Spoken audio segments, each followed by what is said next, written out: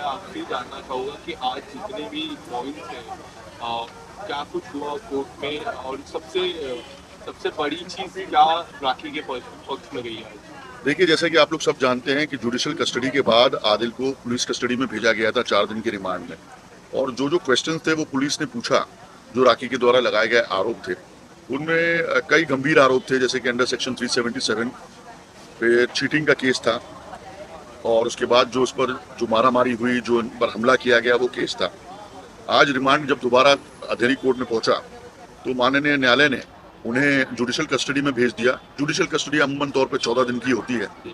तो ये आज की अपडेट है। लेकिन इसके बाद एक बड़ी अपडेट ये है कि इनके ऊपर, आदिल के ऊपर, जो मैसूर में एक महिला ने 376 यानी कि बलात्कार का जो आरोप लगाया, उस आरोप के लिए मैसूर पुलिस यहाँ पे आई हुई थी, कर्नाटक की पुलिस, और उन्होंने तुरंत वो प्रोडक्शन वारंट पेश किया कोर्ट के सामने कि हमारे पास फिजिकल प्रोडक्शन वारंट है और आदिल को हमें मैसूर लेके जाना है ताकि ये जांच हो सके जो उस पर आरोप लगाया 376 का।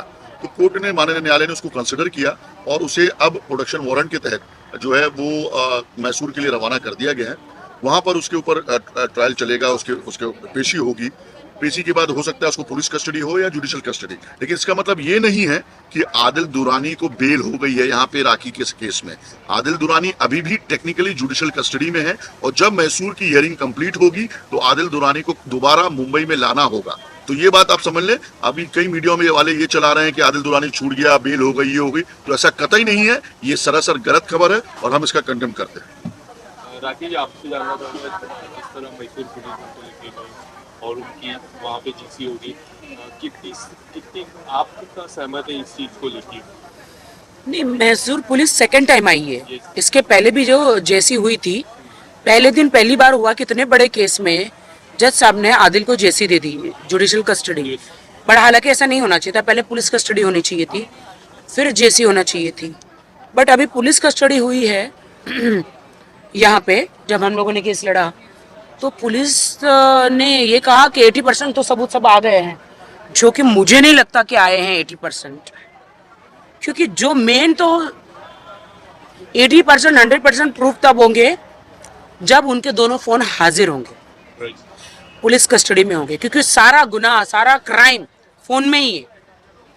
जिस दिन उनको अरेस्ट किया गया था उस टाइम से लेकर रात तक उनको जेल में डाला गया, पूरा दिन फोन उनके पास था। क्योंकि आप पूरी मीडिया बाहर थी और वो अंदर से मुझे, जब मैं कंप्लेंट लिखवा रही थी, पूरा मुझे रात तक फोन आए हैं, रात तक फोन आए हैं। तो मतलब फोन तो उन्हीं के पास था, दोनों आईफोन। कहने का मतलब इन शॉर्ट कि जब उसका स्टेटमेंट रिकॉर्ड किया जा रहा था तब भी फोन उसके पास था, और जब ऑफिशियली उसको अरेस्ट किया गया उसके बाद भी फोन उसके पास था। यानी कि रात के राखी के मुताबिक 11, साढ़े 11, 12 बजे तक राखी को कॉल आ रहा था। जब मोबाइल उसके पास था तो फिजिकल फिक्सिंग के बाद उस मोबाइल फोन को अपने पास क्यों नहीं लिया पुलिस ने, ये सवालिया निशान है। हालांकि हमारा कोई कंप्लेंट मुंबई पुलिस के खिलाफ नहीं है, हमें पूरा भरोसा है मुंबई पुलिस से, उनकी कार्यप्रणाली से। लेकिन हमें उस ऑफिसर पे कहीं ना कहीं डाउट आ रहा है कि आखिरकार वो मोबाइल फोन उसने क्यों नहीं लिया, क्योंकि उसी मोबाइल में राखी के मुताबिक वीडियोस हैं, फोटोग्राफ्स हैं, जिसको लगातार राखी ने हाईलाइट किया है और मीडिया के समक्ष, पुलिस के समक्ष स्टेटमेंट में कहा है कि उसके कुछ आपत्तिजनक फोटो और वीडियोस लिए गए। तो ये एक बहुत एविडेंस, महत्वपूर्ण एविडेंस था वो मोबाइल फोन, जिसको लेने में कहीं ना कहीं वो पुलिस अधिकारी चूक गया। अब क्यों चूक गया ये वो जाने और डिपार्टमेंट जाने। हम डिपार्टमेंट से गुहार लगा रहे हैं और संपर्क में है कि इसकी जांच होनी चाहिए।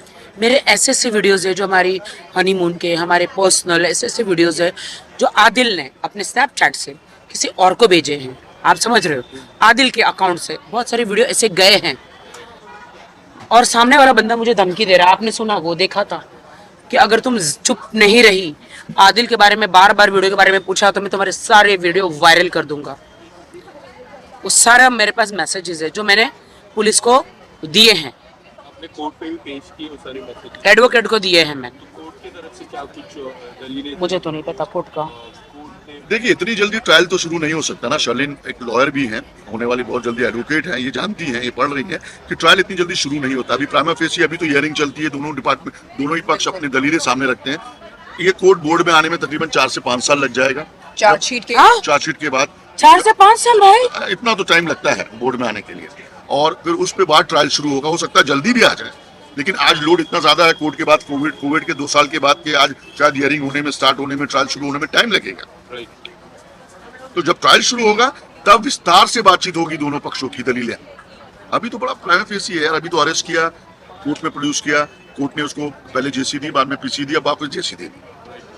शर्लिन, आपका क्या टेक है इसके, जिस तरह ये केस नए नए रूप ले रहा है, आप क्या कहना चाहोगे? आप राखी जी को सपोर्ट कर रहे हो, कई दिनों से सपोर्ट कर रहे हो, आपका क्या टेक और?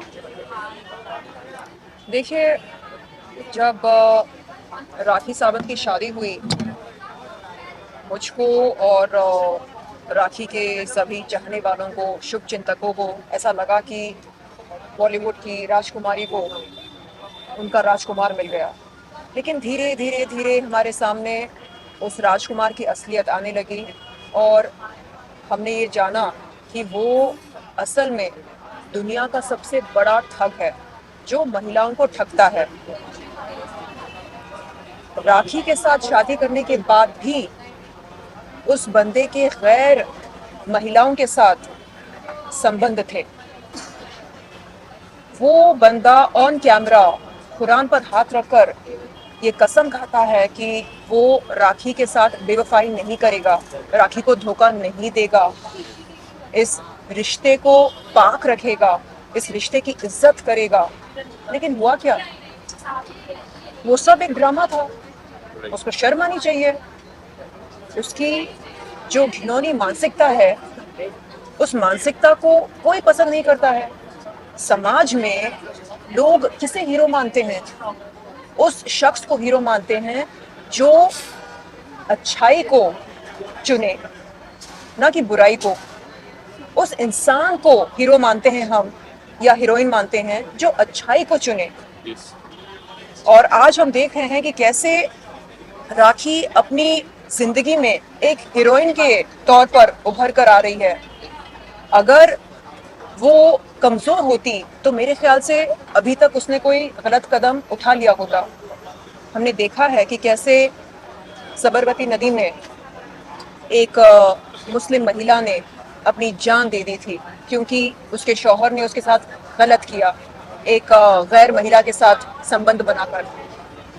आमतौर पर इस देश की पीड़ित महिलाएं जब जब उनके साथ इंसाफ नहीं होता है, दुष्कर्म होते हैं, तब तब वो हिम्मत हार जाती हैं। लेकिन यहाँ पर हम देख रहे हैं कि राखी सावंत सुबह शाम रात दिन डट कर इंसाफ की गुहार लगा रही हैं। कभी वो पुलिस थाने जाती हैं, कभी न्यायालय जाती हैं। हाँ, वो हाथ पे हाथ रखकर अपनी किस्मत को नहीं कोस रही हैं, हाय क्या हो गया, अब मैं क्या करूं। नहीं, उनको पता है कि देश संविधान के अनुसार चलता है। वो समझ रही हैं कि कानून की क्या प्रक्रिया है और उस हिसाब से वो चल रही हैं। तो ऐसे में मुझे लगता है हम सबको उन्हें शाबाशी देनी चाहिए, हौसला अफजाई करनी चाहिए उनकी, और हम सब तहे दिल से उनके साथ हैं। न सिर्फ मैं, न सिर्फ वाहिद भाई, बल्कि मीडिया के तमाम लोग हैं, इस देश के तमाम लोग हैं। मैं जब मार्केट जाती हूँ, मुझे लोग पहचानते हैं और पूछते हैं कि अरे क्या हो रहा है राखी की जिंदगी में, अभी तो आपकी दोस्ती हो गई ना उनके साथ। यानी लोगों को उत्सुकता है ये जानने के लिए कि क्या राखी को इंसाफ मिलेगा, आज नहीं तो कल इंसाफ मिलेगा या नहीं मिलेगा। इन्होंने जो अपने पैसे गंवाए हैं, 1,60,00,000 रुपए तकरीबन, वो पैसे वापस मिलेंगे इनको। और ये जो शादी हुई है, इस शादी का क्या होगा? क्या आदिल इनसे माफी मांगेगा? क्या वापस आएगा इनके पास? क्या ये शादी टूट जाएगी? क्या डिवोर्स हो जाएगा? क्या होगा? डिवोर्स नहीं होगा बेबी, मैं तो तलाक उसको कभी नहीं दूंगी, मैं तो कभी नहीं दूंगी। आप माफ कर देंगे उन्हें? माफ नहीं करूंगी। आज एक स्टेटमेंट माफ नहीं आया करूंगी। उसके वकील ने कोर्ट के बाहर ये स्टेटमेंट दिया कि राखी सावंत बार बार पुलिस स्टेशन जाके आदिल के साथ कॉम्प्रोमाइज की बात कर रही है, सेटलमेंट की बात कर रही है। हम उस खबर का कंडेम करते हैं। मैंने और भी चैनल्स के इंटरव्यू में कहा कि ये सच्चाई नहीं है।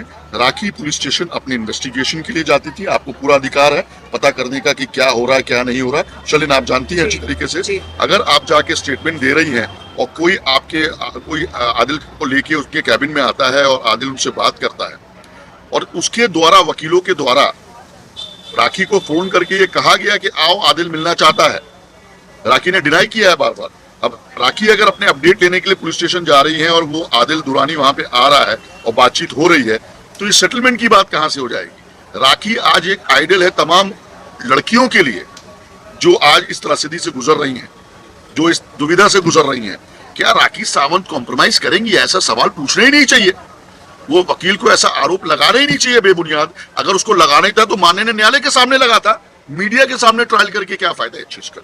अगर मैं अपने अक्यूज के पास जा रहा हूं तो ये न्यायालय को आप बताइए ना कि साहब देखिए आके बार बार ये हमारे अक्यूज को, हमारे क्लाइंट को ये आके प्रेशर कर रही हैं। आप बाहर मीडिया में क्यों आ रहे हैं? आपके पास कोई मुद्दा नहीं है, आपको चमकने का शौक है तो बिल्कुल चमकिए, आपको अपनी दलीलें देके अपने बिल बढ़ाने का शौक है तो बिल्कुल बढ़ाइए, कोई प्रॉब्लम नहीं है। लेकिन आरोप लगाने से पहले सबूत लाइए। राखी के पास सबूत है, रिकॉर्डिंग है उन ऑडियोज की जो उनके द्वारा किए गए फोन की। आदिल दुरानी मिलना चाहता है, राखी कह रही है कि मैं नहीं मिल सकती। बोले नहीं, एक बार मिल लीजिए। राखी कहती है मैं कैसे आऊं ऑथर रोड? बोले नहीं, आप सिर्फ आधार कार्ड भेज दीजिए और मिलाने का इंतजाम मैं कर लूंगा। क्यों ऐसे गलत आरोप लगाना? गलत। राखी जी, ये आरोप इस तरह मतलब उनके वकील ये कह रहे हैं कि सब कुछ आदिल को फंसाने की चाल है, फ्रेमिंग है। मैं अपने पति को क्यों फंसाऊंगी? मैं उनको बेइंतहा चाहती हूँ, बहुत प्यार करती हूँ। अपने शौहर को प्यार करना कोई गुनाह नहीं है। और मैंने 8 महीने से मैं झुलझी हूँ, मैंने सब सहा है, तो उनके वकील के पास कुछ है नहीं बोलने के लिए, इसलिए ये सारे इल्जाम मुझ पर लगा रहे हैं बगैर सबूत के। क्या 10 दिन ऐसी जेल में रह जाएगा इंसान बगैर एनी प्रूफ के? इतने महान हस्ती है, जब तक इन्होंने प्रूफ नहीं देखे तो ये कैसे काम करेंगे? मेरा साथ कैसे देंगे? बड़े बड़े एडवोकेट बगैर एनी प्रूफ एक के। एग्जांपल देता हूँ, शर्लिन चोपड़ा, राखी सावंत, 36 का आंकड़ा, 36 भी नहीं, मैं 72 का आंकड़ा बोलूंगा, 72 का आंकड़ा था। आज शर्लिन चोपड़ा राखी के साथ क्यों खड़ी है? क्योंकि शर्लिन को भी वही दिखाया गया जो पुलिस को दिखाया गया। तो औरत हो या मर्द, कोई भी वो वीडियो देख के, वो मैसेजेस देख के डेफिनेटली राखी के साथ खड़ा होगा। शर्लिन भी इसीलिए खड़ी हुई है। Sherlyn, am I right? बिल्कुल, मैंने वो वीडियोस देखे हैं, बहुत ही अभद्र हैं, आपत्तिजनक हैं और किसी भी शौहर को अपनी पत्नी के इस किस्म के वीडियोस वायरल नहीं करने चाहिए, साझा नहीं करने चाहिए किसी के साथ भी, ना अपने दोस्तों के साथ, ना किसी पब्लिक प्लेटफॉर्म पर जाकर। अगर आप ये सब कर रहे हैं तो ये जो रिश्ता है शादी का, इसकी क्या अहमियत रह जाएगी? कुछ नहीं। तो वो जो कस्में आपने खाए थे इनकी हिफाजत करने की, हाँ, मुझे अभी भी यकीन नहीं हो रहा कि मेरा हस्बैंड मेरे वीडियो बना के कैसे भेज सकता है। मुझे अभी भी यकीन नहीं हो रहा है, रियली कैसे हो सकता है ऐसा? राखी, आपको इसी दौरान, जब मैं लास्ट एक हफ्ते की मैं बात करूँ, 2 बार आपकी हियरिंग हुई है, दोनों हियरिंग में मैं लास्ट एक हफ्ते की ही बात कर रहा हूँ, कितनी बार उनके एंड से आपको कॉल आए और क्या कुछ उन्होंने? 99% मुझे उनके एडवोकेट के कॉल आए, जो अलग अलग नाम से लोग कॉल करते, कोई नेहा, कभी क्या नाम है, अलग अलग नाम से आपको बुलाया है। और मैं सोची कहीं कोई रंग नंबर तो नहीं कर रहा, लेकिन नहीं, वो जो मेरी बातें आदिल से हुई है वो सामने से रिपीट करते हैं। वो जिस नाम से मुझे पुकारते हैं, मुझे आदिल पापुड़ी नाम से पुकारते हैं, पापुड़ी। तो फिर मैं सोची कि हाँ, फिर ये आदिल का मैसेज है, तो वो रिकॉर्डिंग मेरे पास है। उन्होंने बोला कि आपको लिटरली बुलाया वहाँ पे, कपड़े लेकर, ये लेकर, वो लेकर, थोड़े पैसे भी चाहिए, मदद कर दो। तो मैंने कहा हाँ चलो, बंदा अगर जेल में भी नमाज पढ़ता है, जानमाज, उनके थोड़े कपड़े, जो भी कपड़े लत्ते के लिए पैसे चाहिए तो दे दो, क्योंकि वो निजी चीज़ है ना। मैं तो बीवी तो आज भी हूँ ना। हाँ, मैंने उन पे केस किया, वो तो मैं तो केस लड़ी रही हूँ, लेकिन जब उनको मदद की जरूरत है तो मैं खड़ी हूँ ना। और इसी दौरान अभी अब मैसूर जाएंगे, 22 को जा रही मॉर्निंग। आप जाने वाले हो, क्या आपकी उम्मीदें हैं मैसूर को? पता नहीं, मैं जाके फाइंड आउट करूंगी क्या हो रहा है क्या नहीं। देखिए, मैसूर केस से हमारा टेक्निकली कोई लेना देना नहीं है। It is a independent case. Right. उस महिला को त्रास था, उस महिला को प्रॉब्लम थी, उन्होंने अपना केस रजिस्टर्ड करवाया। हम उस महिला को बिल्कुल नहीं जानते, ना वो हमें जानती हैं। मैं तो नहीं। हमारा बिल्कुल लेना देना नहीं है।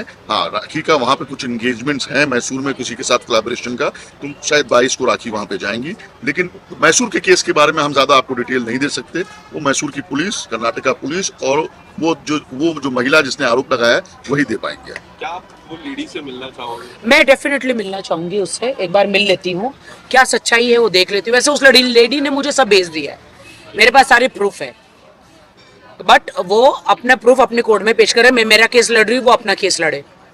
वैसे उसने मुझे लिटरली सारे, मैंने आपको भी मैसेज दिखाए कि उसने कहा कि he was cheating on me, he was cheating on you, he didn't told me. English जानती हूँ, हिंदी तो आती नहीं है उसे, कि मैं तुमसे निकाह करूँगा, तुमसे शादी करूँगा। और Bangalore, I think that the matter is sub judice now. I think we should not discuss that Okay. matter right now. The matter is already in the court and Adil on the way to the court. We should not discuss about that. या okay, thank you. Thank you. एक बात हम कहना चाहेंगे, राखी और मैं और वाहिद भाई, हम तमाम ज़रूरतमंद महिलाओं के साथ और पुरुषों के साथ खड़े हैं। देखिए, पीड़िता चाहे कोई भी हो, महिला हो पुरुष हो, हम खड़े हैं उनके साथ।